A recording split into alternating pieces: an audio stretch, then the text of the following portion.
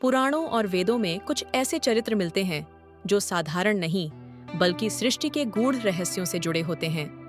आज हम जानेंगे एक ऐसी ही अद्भुत देवी के बारे में, लोपामुद्रा, आशी अगस्त्य की रहस्यमयी पत्नी, जिनकी कहानी साधना, ज्ञान और शक्ति से भरपूर है। अगस्त्य मुनि, देवताओं के पूज्य, दैत्य व असुरों के भय और समुद्र पीने वाले इस महान आशी ने एक विशेष संकल्प लिया था। वे चाहते थे कि गृहस्थ जीवन में प्रवेश करें ताकि अपने कर्म और तप से संतुलन स्थापित कर सकें। लेकिन कौन हो सकती थी उनकी पत्नी? साधारण कन्या तो उनके कठोर तपस्वी जीवन को नहीं निभा पाती।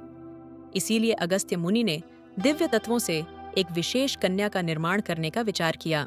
अगस्त्य मुनि ने पृथ्वी, जल, अग्नि, वायु और आकाश के श्रेष्ठ गुणों से एक कन्या की रचना की।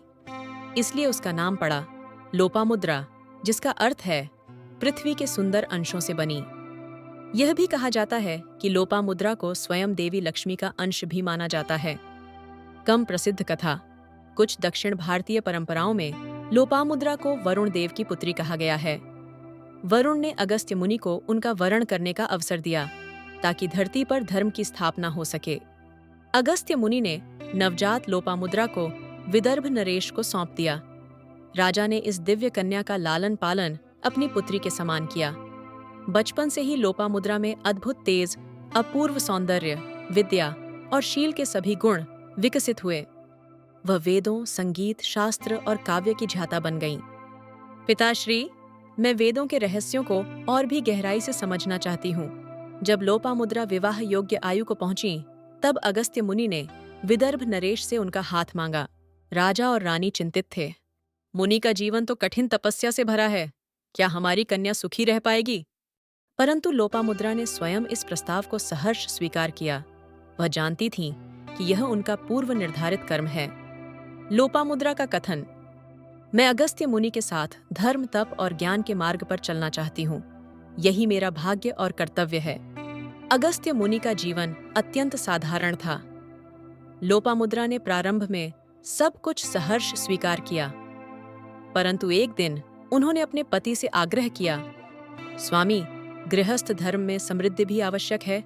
केवल तपस्या से ही जीवन पूर्ण नहीं होता। अगस्त्य मुनि ने उनके इस कथन को स्वीकार किया और धन की खोज में निकल पड़े। उन्होंने कई असुरों से दान प्राप्त किया, जिनमें विशेष रूप से इल्वल और वातापी के प्रसंग का भी उल्लेख आता है। कम प्रसिद्ध कथा। इल्वल और वातापी नामक राक्षसों से अगस्त्य मुनि ने छलपूर्वक धन प्राप्त किया था।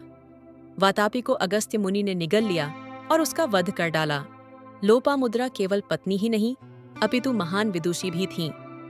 ऋग्वेद के प्रथम मंडल के 129वें सूक्त में उनके संवाद देखे जाते हैं। वे अगस्त्य मुनि के साथ काम और ब्रह्मचर्य के बीच का संतुलन स्थापित करती हैं। ऋग्वेद मंत्र उद्धरण, त्वं स्तोमं जरित्रे च वाजं नृभ्यो यच्च। यह संवाद भारतीय गृहस्थ जीवन के गूढ़ दर्शन को दर्शाता है, जिसमें भोग और त्याग दोनों का संतुलन है। दक्षिण भारत के कर्नाटक, तमिलनाडु और आंध्र प्रदेश में लोपामुद्रा को कावेरी अम्मन का रूप भी माना जाता है। एक मान्यता के अनुसार कावेरी नदी स्वयं लोपामुद्रा का ही रूप है, जो अगस्त्य मुनि के कमंडल से प्रवाहित हुई थी। कम झात कथा। एक बार अगस्त्य मुनि ने अपने कमंडल में जल भरकर रखा था। गणेश जी ने छलपूर्वक उसे गिरा दिया, जिससे कावेरी नदी का उद्गम हुआ। लोपामुद्रा की कथा हमें सिखाती है, स्त्री केवल सहचरी नहीं, ज्ञान, शक्ति और संतुलन का प्रतीक है। जीवन में तपस्या और भोग का संतुलन आवश्यक है। गृहस्थ जीवन भी उतना ही पवित्र है जितना संन्यास। उनका योगदान आज भी ऋग्वेद के पन्नों में अमर है।